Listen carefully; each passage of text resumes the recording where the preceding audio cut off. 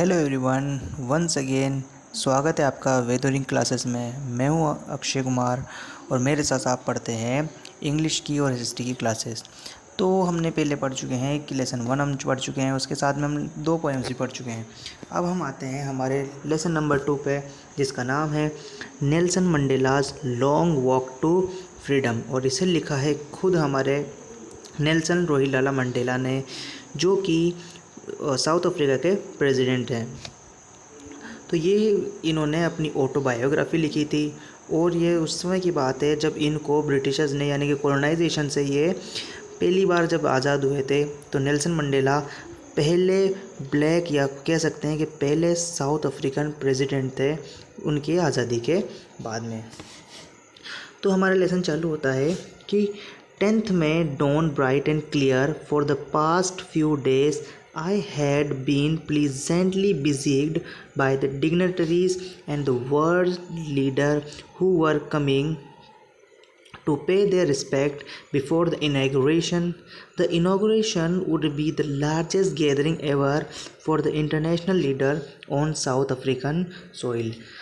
तो इस पैराग्राफ में कहा गया है कि 10 मई की बात है जब आसमान बिल्कुल चमकदार और साफ़ है और ये उनके लिए काफ़ी ज़्यादा बिल्कुल बहुत ज़्यादा है ना खुशी का माहौल था, खुशी का उत्सव था, क्योंकि वो जो थे बिल्कुल अपने आसपास काफ़ी बड़े बड़े लोगों से, बड़े बड़े इज़्ज़तदार नेताओं से घिरे थे।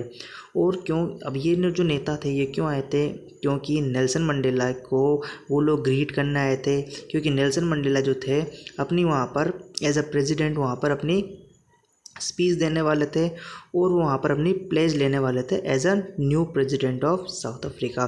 तो उनके जो इनॉग्रेशन है, इनॉग्रेशन का मतलब होता है उद्घाटन, और विजिट का मतलब surrounded by the closely, surround मतलब किसी के द्वारा काफ़ी ज़्यादा क्लोजली घिरे होना। तो साउथ अफ्रीका की मिट्टी पे पहली बार ऐसा हुआ था कि बड़े बड़े इंटरनेशनल लीडर्स जो थे वहाँ पर आए थे। आगे बढ़ते हैं। The ceremonies took place in the lovely sandstone amphitheater formed by the Union buildings in Pretoria. For decades, this had been the seat of white supremacy, and now it was the site of a rainbow gathering of different colors and nations for the installation of South Africa's first democratic non-racial government. तो यहाँ पे पहले ये पहले paragraph समझे हैं, उससे पहले कुछ वर्ड्स को थोड़ा समझ लेते हैं। एम्फी थिएटर एक ऐसा बिल्डिंग होती है जहाँ पर क्या होता है कि कुछ लोग सीट्स में अरेंज होते हैं, बैठे होते हैं और सामने कोई स्पीच वगैरह देता है यहाँ पर जिसका कोई सम्मान होता हो या उसकी अवार्ड सेरेमनीज होती हो, जो कि यूनियन बिल्डिंग्स में प्रिटोरिया में से एक था। और वह इसको समझते हैं कि जो सेरेमनी जो थी वो सैंडस्टोन के बने हुए एम्फी थिएटर में जो थी वो सेरेमनी बन हो रही थी। और दशकों तक क्या हुआ था कि दशकों तक उस सीट पे, जिस सीट पे अब हमारे नेल्सन मंडेला बैठने वाले थे, दशकों तक उस सीट पे अंग्रेज़ों की या बोल सकते हैं कि वाइट लोगों की सुप्रीमेसी यानी कि उनका वर्चस्व रहा था। और लेकिन अब जो है वो जो एम्फी थिएटर है या वहाँ के आसपास की जो गैदरिंग है, यहाँ की जो भीड़ है, जमावड़ा है, वो बिल्कुल उनको रेनबो की तरह दिखाता है। रेनबो का मतलब होता है जहाँ पे रंग बिरंगे के कलर्स होते हैं, वैसे ही इन्हीं रंग बिरंगे लोग मिल रहे थे। कुछ थोड़े डार्क स्किन के थे, कुछ सांवले थे, कुछ वाइट थे, कुछ थोड़े अलग कलर के थे। अब वो कह रहे हैं कि साउथ अफ्रीका की जो धरती है उसकी पहली बार ऐसा हुआ है जब साउथ अफ्रीका की धरती पे एक तो डेमोक्रेटिक गवर्नमेंट बैठेगी और non racial government. Non racial का मतलब होता है इस प्रकार की गवर्नमेंट जो भेदभाव नहीं करती हो। थर्ड पैराग्राफ होता है कि on that lovely autumn day I was accompanied by my daughter Zenani. On the podium, Mr. D. Clark was the first sworn as the second deputy president. वो कह रहे हैं कि मैं इस खूबसूरत से ऑटम वाले दिन में यानी कि वसंत वाले दिन में अपनी बेटी जेनानी के द्वारा म्यूजिक अकम्पनीड यानी कि मेरा साथ दिया गया है और मैं पोडियम पे वहाँ तक पहुँच चुका हूँ। और वहाँ पर जो थे मिस्टर डी क्लर्क जो थे वो पहले ही सेकंड डेप्यूटी प्रेसिडेंट उनको घोषित कर दिया गया था। ये जो फोटो आप देख रहे हैं ये हमारे नेल्सन मंडेला जी का है। अब बात करते हैं Thabo Mbeki was sworn in as the first deputy president when it was my turn. तो वो कह रहे हैं कि जो थॉबो बेकी है उन्हें फर्स्ट प्रेसिडेंट बनाया गया है, डेप्यूटी प्रेसिडेंट। और जो थे हमारे जिनका नाम हमने बताया है कि जिनका नाम है डॉक्टर क्लर्क, जो थे सेकंड डिप्टी प्रेसिडेंट थे। अब जब नेल्सन मंडेला की बारी आती है तो वो कहते हैं आगे कि I pledge to obey and uphold the constitution and to devote my self to the well being of the republic and its people to the assemble guest and the watching world. I said, republic का मतलब होता है गणतंत्र देश। बाद में वो कह रहे हैं कि जब वहाँ पे प्लेज ली तो मैंने प्लेज भी ली और मैंने वहाँ पे जितने भी लोग हैं जो संविधान का मैं ओबे करता हूँ, ओबे का मतलब होता है मैं उसका आदर करता हूँ, उसकी पालना करता हूँ, और जितने भी गेस्ट हैं उन सबका मैं सम्मान करता हूँ। आगे बढ़ते हैं। Today all of us do by our presence here confer glory and hope to newborn liberty out of the experience of then extraordinary human disaster that lasted too long must be born a society of which all humanity will be proud। तो वो कह रहे हैं कि आप सब जो यहाँ पे मौजूद हैं, बाय आवर प्रेजेंस हमारी यहाँ पे मौजूदगी है, हम सब यहाँ पर कन्फर्म का मतलब होता है कि फॉर्मल वर्ड ऐसे देना या कुछ। तो out of experiment of an extraordinary human disaster that lasted too long, इस लाइन को मैंने दोबारा इसलिए पढ़ा, ये काफ़ी ज़्यादा बड़ी लाइन थी और काफ़ी ज़्यादा स्ट्रॉन्ग लाइन है, जिससे कि हम लोगों ने जो इतने सालों से जो भी बेरहमी या जो भी हमने सही है, तो आप जो भी यहाँ पे निकल के आए हो आप सारे एक्स्ट्राऑर्डिनरी ह्यूमन हो जो कि इस डिज़ास्टर यानी कि विनाश से जूझ के इतने सालों से जूझते आए हो। Must be born a society of which all humanity will be proud, और आप ऐसी ह्यूमैनिटी में अब जाने वाले हो जहाँ पर जो सारे जो इंसान हैं वो जिस पे गर्व करेंगे। नेक्स्ट आगे बढ़ते हैं। We who are outlaws not so long ago have today been given the rare privilege to be host to the nation of the world on our own soil. We thank all of our distinguished international guests for having come to take possession with the people of our country of what is, after all, a common victory for justice, for peace and for human dignity। तो कह रहा है कि तो आगे बढ़ते हैं। तो उन्होंने कहा कि जब हमें पूरी की पूरी समाज से, हमारे पूरे देशों में से बिल्कुल हमें आउटलॉस कर दिया गया था। आउटलॉ का मतलब होता है कि बिल्कुल उन्हें नकार देना, या जिसे हम एक तरह से बोलते हैं कि बिल्कुल सोसाइटी से दूर रख देना, या जिनको नज़रअंदाज कर दिया गया हो। ऐसे हम बहुत सालों से रह रहे हैं, लेकिन आज हमें मौका मिला है, स्पेशल मौका मिला है कि हम अपने देश को और अपने ही देश को, अपनी ही मिट्टी पे हम अपने देश को काफ़ी ज़्यादा बड़ा बना सकें। हम सारे के सारे इंटरनेशनल मेहमानों को काफ़ी थैंकफुल हूँ कि आप लोग यहाँ पर आए, हमारे देश में आप इतने सारे आए। लेकिन अब वो कह रहे हैं आगे कि ये जो विक्ट्री है एक कॉमन विक्ट्री है, किसकी? जस्टिस की, यानी न्याय की, शांति की और इंसानी स्वाभिमान की जो है ये एक साधारण सी विक्ट्री है। आगे बढ़ते हैं। We have a last achieved our political emancipation. We pledge ourselves to liberate all our people from the continuing bondage of poverty, deprivation, suffering, gender and other discrimination. वो कह रहे हैं कि हमने आखिरकार एक ऐसे देश का, एक तरह से एक ऐसे देश को अचीव कर लिया है जो ना कि किसी भी तरह के रिस्ट्रिक्शन से दूर है।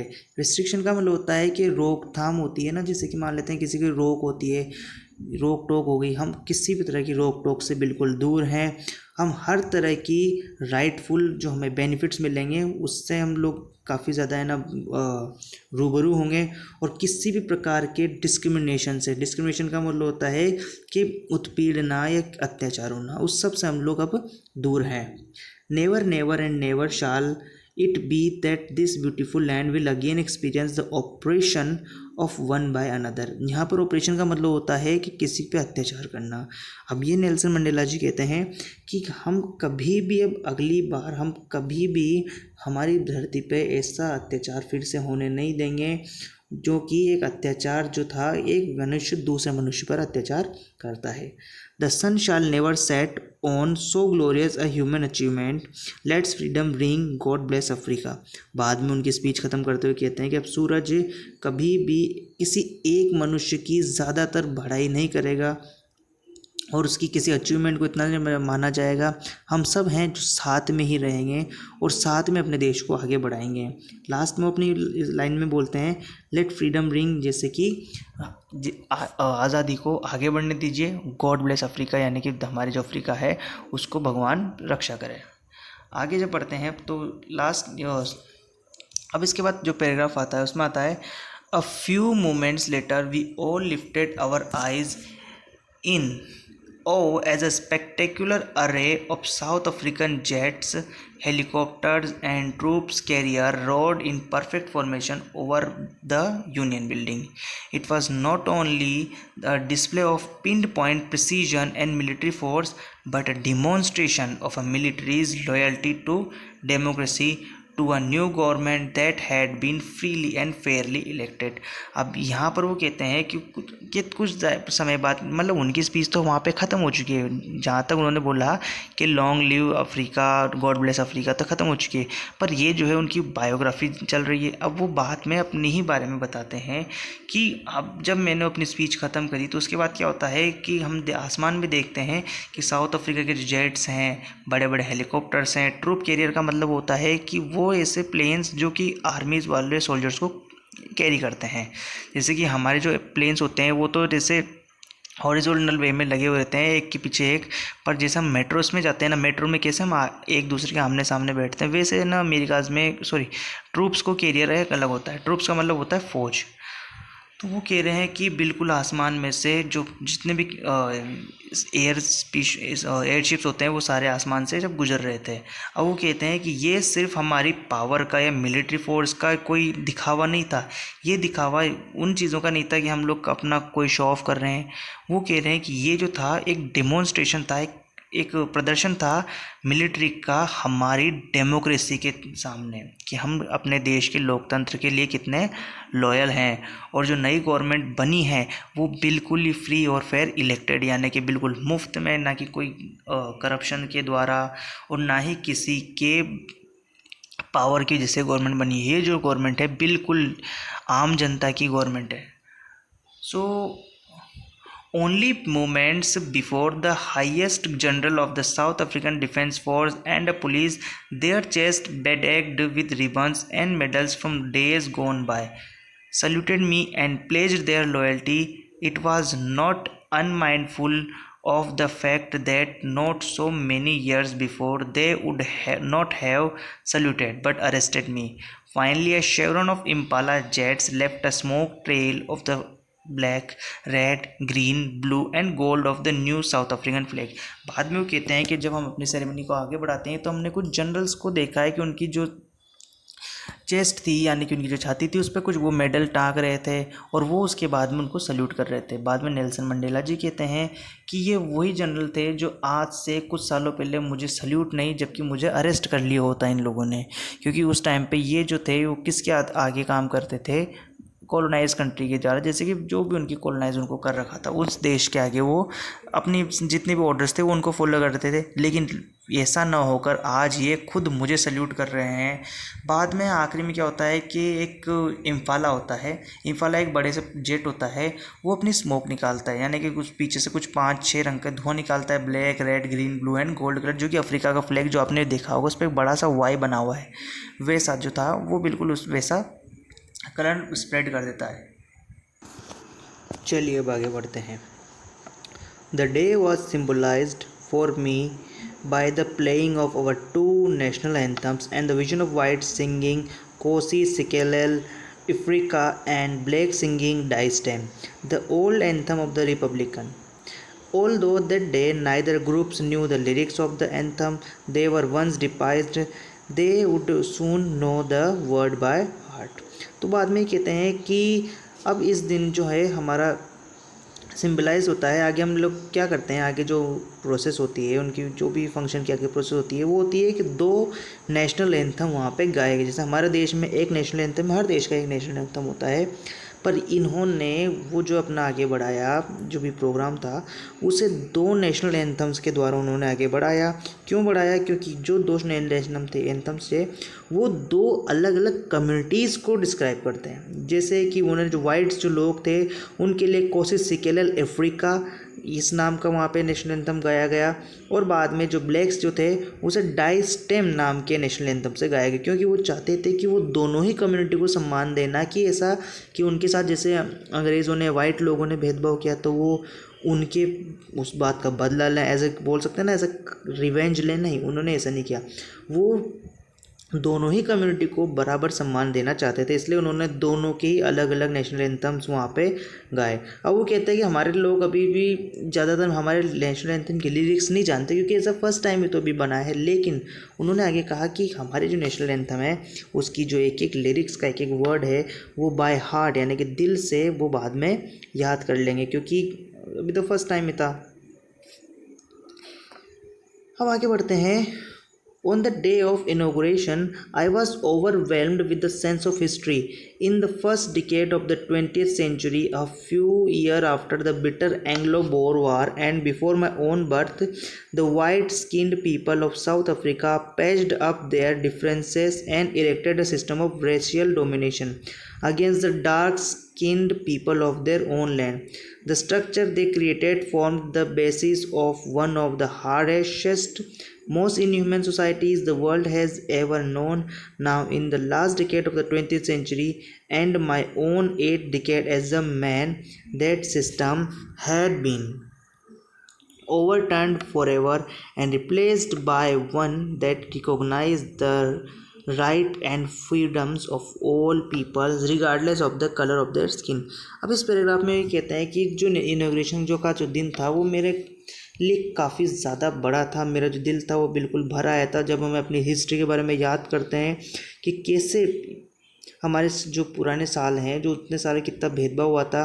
और वो कहते हैं कि पहली बार ये दशक है, यानी डिकेड का मतलब जो दशक होता है, जो डिकेड है वो 20th सेंचुरी के इस डिकेड में पहली बार वो ऐसा हुआ है कि काफ़ी ज़्यादा खुशी का माहौल है और हम सबको आज़ादी मिली हुई है।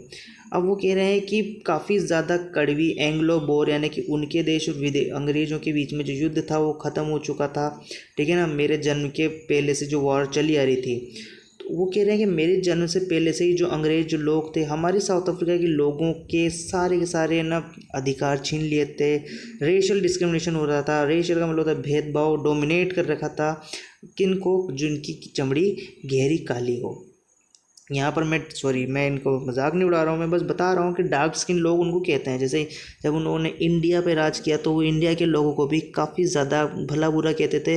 हम लोगों को ज़्यादातर वो ब्राउनिश लोग कहते हैं कि ब्राउन कलर पीपल, क्योंकि उन्हें थोड़ा लगता था कि वो थोड़े वाइट हैं तो ज़्यादा खूबसूरत लगते हैं। बट छोड़िए, अब बाद में वो कहते हैं कि लेकिन उन्होंने जो स्ट्रक्चर बना रखा था, जो देश का जो माहौल था वो बिल्कुल हार्श था। हार्श का मतलब जानते हो, बिल्कुल ही बेकार माहौल था।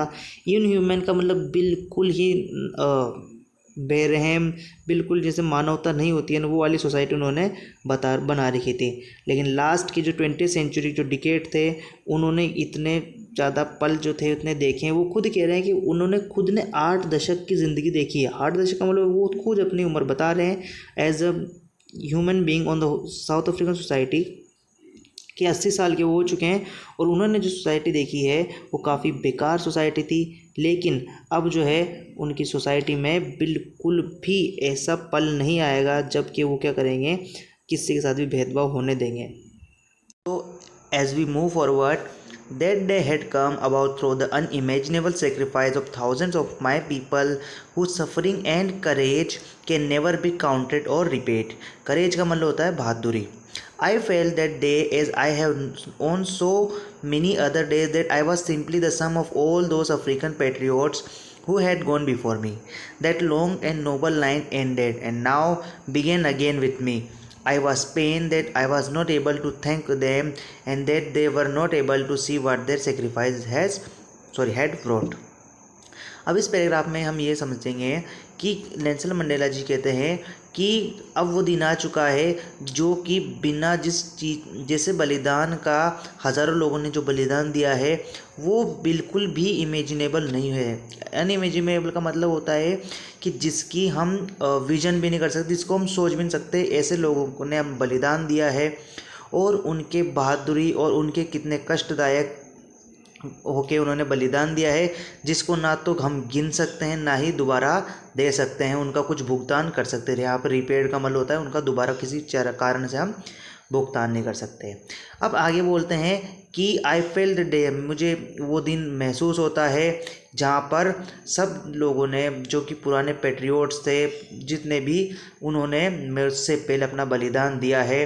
और वो जो एक लाइन थी कि जिन्होंने अपना बलिदान दिया है, ठीक है, अब वो लाइन जो है वो ख़त्म हो चुकी है और अब एक नई शुरुआत जो है वो मुझसे नई शुरुआत हो रही है। अब बाद में हमारे जो नेल्सन मंडेला जी हैं अपना दुख जताते हैं और कहते हैं कि मैं उन्हें इस लायक भी नहीं हूँ कि मैं उन्हें वापस से फेस टू फेस मिलके उन्हें थैंक कह सकूँ, और ना ही मैं उनको उनके सेक्रीफाइस ने हमारे लिए क्या दिया है ये उन्हें दिखा सकूँ। So next, as we move forward, the policy of apartheid created a deep and lasting wound in my country and my people. All of us will spend many years, if not generations, recovering from the profound hurt, but the decades of the oppression and brutality had another unintended effect, and that was that it produced the Oliver Thambos, the Walter Sinless, the Chief Luthulis, the Yusuf Dadus, the Brand Fishers, the Robert Subukves of our time. Men of a such extraordinary courage, wisdom, and generosity that their like may never be known again.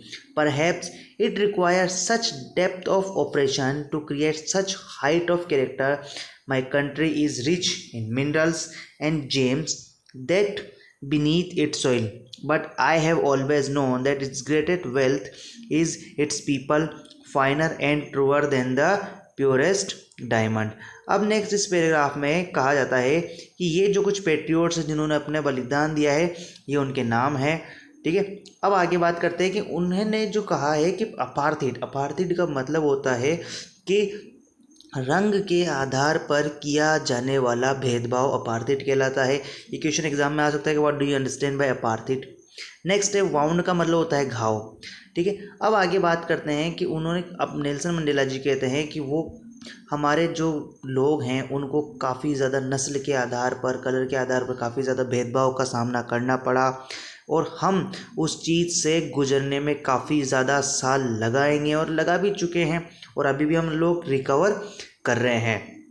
लेकिन इस brutality, इस operation का मतलब होता है उत्पीड़ना और बेरहमी, brutality का मतलब बेरहमी ने कुछ ऐसे लोगों को पैदा किया है या ऐसे लोगों को बनाया है जिनको हम आज के समय में एक्स्ट्रा ऑर्डिनरी कह सकते हैं। So as we move forward, next आगे बढ़ने के बाद अब वो कह रहे हैं कि लेकिन इस ऑपरेशन ने, यानी कि उस उत्पीड़ना ने ऐसे बहुत बड़े बड़े कैरेक्टर्स का मतलब होता है ऐसे बहुत बड़े अच्छे चरित्र वाले लोगों को बनाया है। लेकिन अब चलिए आगे बढ़ते हैं। इस जो 4 लाइन है ये थोड़ी अलग है। माई कंट्री वाला कि my country is rich in minerals, अब वो आगे कहते हैं कि मेरा जो देश है मिनरल्स और जेम्स में बहुत ज़्यादा रिच है। लेकिन उन्होंने आगे कहा लेकिन मेरे देश की असली धन दौलत जो है वो मेरे लोग हैं, जिन्हें उन्होंने एक तरह से प्योर डायमंड्स में यानी कि हीरो से कंपेयर किया है। अब साउथ अफ्रीका मिनरल्स में रिच है, जैसे कि वहाँ पे डायमंड्स वगैरह काफ़ी ज़्यादा निकलते हैं, इसलिए उसे मिनरल्स में रिच कहा गया है। So next, it is from these comrades in the struggle that I learn the meaning of courage. Time and again I have seen men and women risk and give their lives from an idea. I have seen men stand up to attacks and torture without breaking, showing a strength and resilience that defies the imagination. I learned that courage was not the absence of fear but the trump over it. The brave man is not he who does not feel afraid, but he who conquers the fear. इस paragraph में वो कहते हैं कि मेरे कुछ साथी थे जिन्होंने इस स्ट्रगल में मेरा साथ दिया है, जिन्होंने करेज, बहादुरी से अपना साथ दिया है। अब टाइम काफ़ी बीतता है, टाइम एंड अगेन।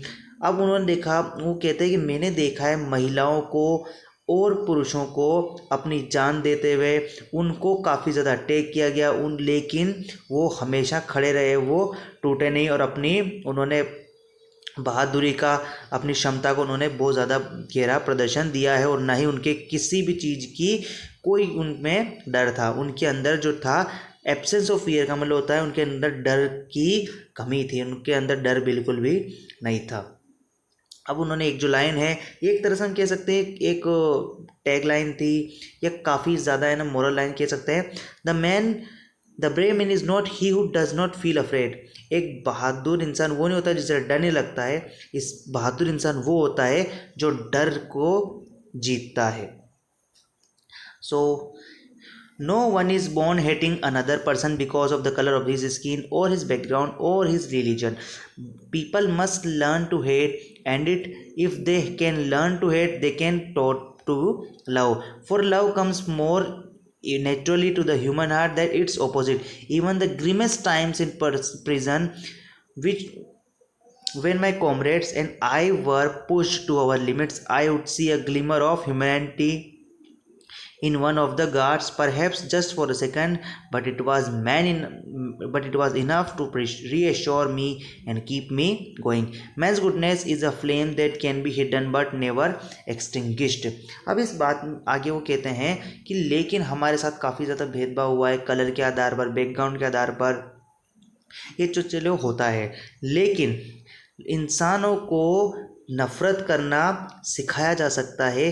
तो इसका मतलब होता है कि उन्हें प्रेम करना या प्यार करना भी सिखाया जा सकता है। यहाँ पर वो इंसानों को इंसानों से प्रेम करने की बात कह रहे हैं, जिसे एज हम कह सकते हैं कि ह्यूमैनिटी। आगे वो बात करते हैं कि इंसान की जो अच्छाई होती है उस अच्छाई की लो को छुपाया जा सकता है, लेकिन किसी भी इंसान के अंदर की अच्छाई को बिल्कुल ही ख़त्म यानी कि बुझाया नहीं जा सकता। एक्सटिंग्विश जो कहते हैं, फायर एक्सटिंग्विशर होता है, वैसे ही इसमें आग को बुझाने के लिए जिस शब्द का यूज़ किया है वो एक्सटिंग्विश्ड का वर्ड यूज़ किया गया है। अब चलिए थोड़ा आगे बढ़ते हैं।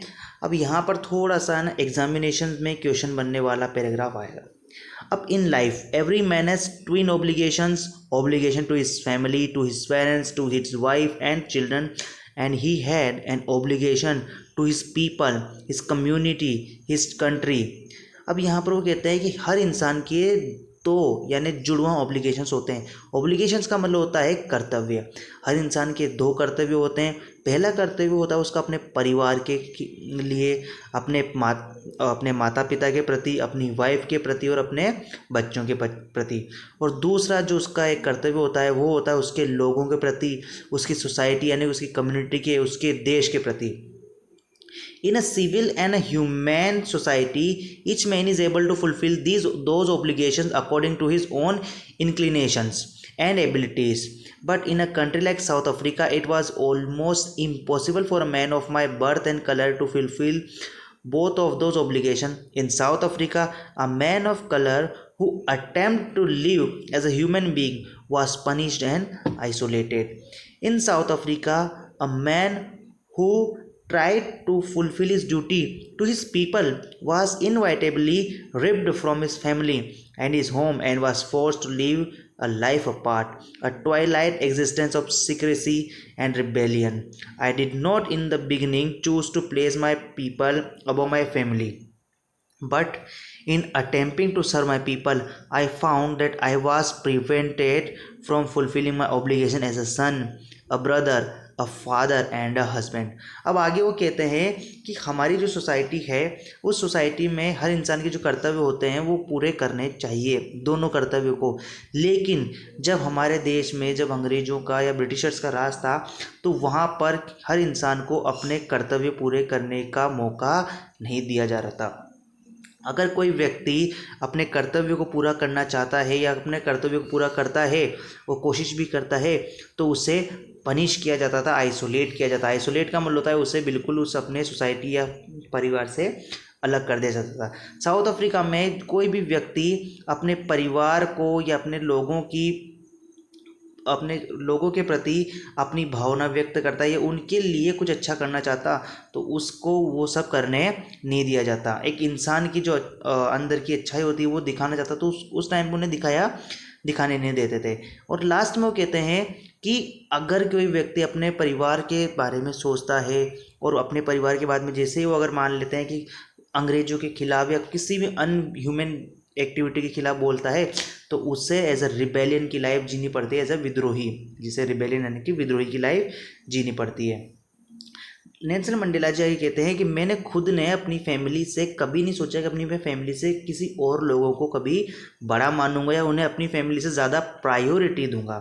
लेकिन जैसे जैसे मैं थोड़ा बड़ा हुआ मुझे पता लगा कि मैं खुद अपने खुद के कर्तव्य, जो मैं जिसे पहला कर्तव्य मानता था, ये सब पुत्र हो गए, भाई हो गया, एक फादर हो गया, हस्बैंड का, वो तक मुझे करने से रोका जा रहा है।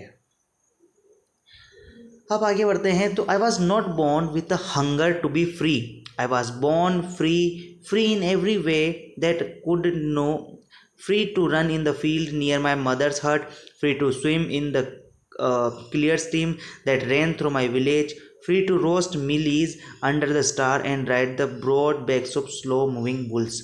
As long as I obeyed my father and abided by the custom of my tribe, I was not trouble by the law of man और गॉड। तो अब वो आगे अपने बचपन की बात कहते हैं, तो कहते हैं कि मैं किसी भूख के साथ पैदा नहीं हुआ था, ठीक है, मैं एकदम फ्री पैदा हुआ था और बिल्कुल ही मैं अपनी ज़िंदगी काफ़ी ज़्यादा फ्री रह रहा था। वहाँ ये कहते हैं कि आज़ादी की भूख, जिससे आज़ादी की भूख उन्हें बाद में लगती है, इसके पैराग्राफ में थोड़ा आगे बढ़ेंगे जब बात करेंगे। यहाँ कहते हैं वो कि मैं एकदम फ्री था, अपने मैदानों में खेलता था, कूदता था, मैं सब कुछ बड़े आसानी से इंजॉय करता था, मेरे ऊपर किसी भी तरह की पाबंदी नहीं थी। लेकिन जैसे जैसे as long as I obeyed my father, और जैसे जैसे वो बड़े हुए, अपने कबीलों के बातें मानते गए, अपने कबीलों के रीति रिवाज को मानते गए, उन्हें तब तक भी पता नहीं लगा था कि उन्हें किसी भी कानून का पालन करना है या भगवान का पालन करना है। I was only when I began to learn that my boyhood freedom was an illusion, when I discovered as a young man that my freedom has already been taken from me, that I began to hunger for it. At first, as a student, I wanted freedom only for myself, the transitory freedom of being able to stay out at night, read what I pleased, and go where I choose. Later, as a young man in Johannesburg, I yearned for the basic and honorable freedom of achieving my potential, of earning my keep, of marrying and having a family, the freedom not to be obstructed in a lawful life. अब वो जैसे कहते हैं कि वो जब बड़े हुए बॉयहुड में, तो धीरे धीरे सोचने के फ्रीडम जो था वो एक इल्यूजन था। इल्यूजन का मतलब होता है कि जो सिर्फ दिखता है, हम सोचते हैं, हमारी मनोभावना होती है, लेकिन वो सच नहीं होते। जैसे वो बड़े हुए, यंग हुए, तो वो कहते हैं कि उनकी जो आज़ादी है वो तो बहुत पहले ही ले चुकी है, क्योंकि उन्हें ये सब समझने में थोड़ा टाइम लगा। जैसे हम खुद अगर मान लेते हैं कि आज से अगर हम 10th क्लास में हैं और हम अगर मानते हैं कि हम लोग जब 2nd 3rd में थे तब हमें किसी भी चीज़ के बारे में थोड़ी पता था, वैसे बात करते हैं, तो उतनी मेच्योरिटी आई नहीं थी। तो बाद में वो आगे बढ़ते हैं कि वो जब थोड़े स्टूडेंट थे, वो तो उनको आज़ादी का मतलब ये था कि क्या मुझे रात में मेरे पेरेंट्स मुझे थोड़ा घूमने फिरने दें, या क्या मैं स्टे नाइट आउट कर सकता हूँ। धीरे धीरे वो जब जोहान्सबर्ग में रहते थे, तो उन्हें धीरे धीरे बेसिक जो बेसिक हो गया या आधार के आधारभूत इज्जत हो गई, उन्हें सम्मान हो गया, उन सब चीज़ों का उन्हें धीरे धीरे लगाव होने लगा। बाद में वो उनको आज़ादी का मतलब लगा कि एक शादी कर लेना, अपनी एक फैमिली लेना, ये एक तरह से आज़ादी होती है। पर धीरे धीरे उन्हें इस चीज़ से भी परे समझने में आने लगा। But then I slowly saw that not only was I not free, but my brother and sister were not free. I saw that it was not just my freedom that was curtailed, but the freedom of everyone who looked like I did. That is when I joined the African National Congress, and that is where the hunger of my own freedom became the greater hunger for the freedom. वो कहते हैं जैसे जैसे मैं थोड़ा बड़ा हुआ, मुझे पता लगा, मुझे देखने में आया कि मेरी ही आज़ादी नहीं, मेरे भाई, मेरे बहन, सबकी आज़ादी जो है काफ़ी छिन चुकी है। I saw that I was not just my freedom. अब वो थोड़ा आगे कहते हैं कि मेरी फ्रीडम जो है बिल्कुल घटा दी गई है। वो कहते हैं कि मैंने इस फ्रीडम को घटा दी गई। अब मुझे आंखें खुली, मुझे जब थोड़ा आगे दिखा तो उन्होंने अपने अफ्रीकन नेशनल कांग्रेस को ज्वाइन किया, और जहाँ से उनकी एक जर्नी होती है as a rebellion, as a patriotic, as a उनकी जो देश को आज़ाद करने की, वहाँ से उनकी स्ट्रगल और उनकी जर्नी चालू होती है। वो कहते हैं कि मेरी जो भूख थी, अब मेरी जो भूख पर्सनल, जो मुझे किसी भी चीज़ का फ्रीडम की जो भूख थी, वो अब मेरी जो भूख थी वो अब अपने देश को आज़ाद करने की भूख में बदल चुकी थी। तो हम नेल्सन मंडेला की फ़ोटो को आप देख सकते हैं। So it was this desire for the freedom of my people to live their life with dignity and self-respect that animated my life, that transformed a frightened young man into a bold, that drove a law-abiding attorney to become a criminal, that turned a family-loving husband into a man without a home, that forced a life-loving man to live like a monk। देखिए यहाँ तक ये जो है, मैंने पहले तो बताया था कि 2 ऑब्लिगेशंस वाले क्वेश्चन बनते हैं। अब यहाँ पर ये जो है इस पैराग्राफ से भी एक क्वेश्चन बनता है। वो कहते हैं कि मेरी फ्रीडम की जो इच्छा थी वो मेरी खुद से इच्छा से हटकर मेरे लोगों की, यानी कि उनके साउथ अफ्रीका के नागरिकों की मान सम्मान, उनकी सेल्फ रिस्पेक्ट हो गया, और उनकी बेहतर ज़िंदगी के बारे में उनकी सोच जो थी वो उनकी सोच में ट्रांसफ़र हो चुकी थी। और वो चाहते थे कि अब उनकी वजह से या उनके द्वारा कुछ ऐसा किया जाए जिनसे उनके लोगों को आज़ादी मिले।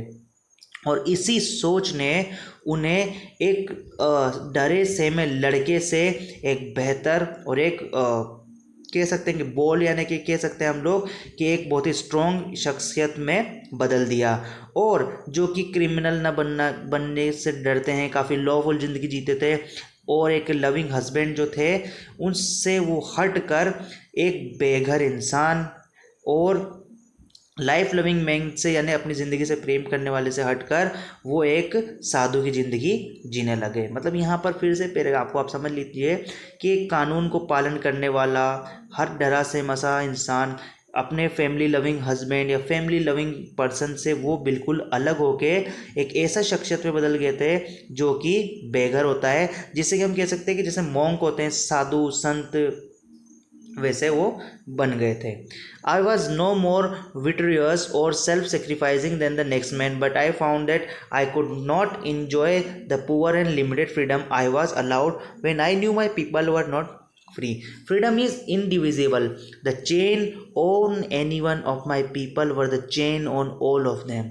The chains on all of my people were the chains on me. अब वो आगे कहते हैं कि मैं इतना ज़्यादा सेक्रीफाइस भी नहीं करता कि मैं काफ़ी ज़्यादा सेक्रीफाइस कर दूँ, लेकिन वो बाद में कहते हैं कि अब उन्हें जो भी बेड़ियां अपने लोगों में दिखती थी वो बेड़ियां वो खुद के ऊपर भी महसूस करते थे।